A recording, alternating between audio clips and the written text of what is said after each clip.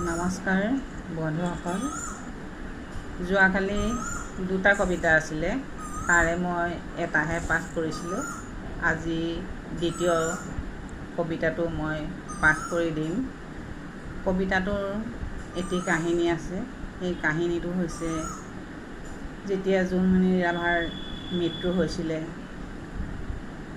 তাৰ অলপ দিনৰ পিছতে জোনমণি ৰাভাৰ ককায়েকো ঢুকাইছিলে।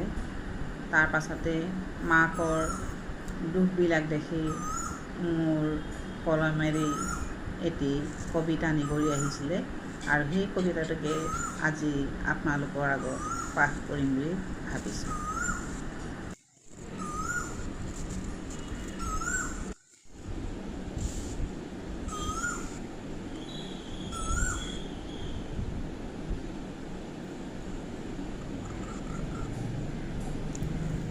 আজি কবিতাটো মই আছে নেকি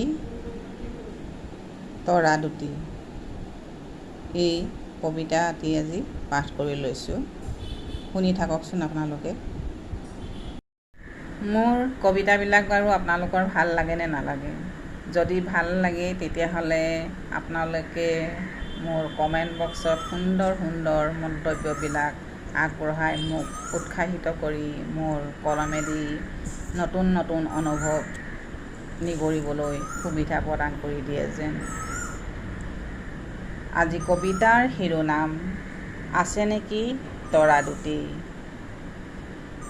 ৰচনা মীনা গগৈ চেতিয়া, মই নিজেই দেই। বেদনাবোৰে দেখোন আইৰ বুকুত বাৰে বাৰে বিন্ধিব ধৰিছে। কিয় বাৰু এনে হয় হে নিৰাকাৰ নিৰঞ্জন। চোৱাচোন এবাৰ আইৰ চকুহালি, আইৰ অশ্ৰুৰ ফোঁটাত বিষাদৰ অশ্ৰুৰ ঢল, যাক বোৱাই নিব পৰা নাই। হৃদয়ত বাঁহ সাজি মিতিৰালি পাতিছে বেদনা গধুৰ অহৰহ দুখৰ বোজাই। কিমান যে দুখৰ বোজাবোৰ কঢ়িয়াই আঁউসীৰ আন্ধাৰত খোজ বহুৱাব। আইৰ ৰক্তহীৰাৰ প্ৰবল সোঁতত উটি ভাহি নিঃশেষ হৈ যাব যেন জীৱন। হে নিৰাকাৰ পংকিলতা পথটিনো কেতিয়া অন্ত পৰি ৰাজ আলিৰ সুখে আইক আদৰিব। কলিজাৰ কেঁচা ঘাঁ শুকাব নাপাওঁতেই আকৌ যেন ব্ৰহ্মাস্ত্ৰ পাতত বৰ বেয়াকৈ আঘাতপ্ৰাপ্ত আই।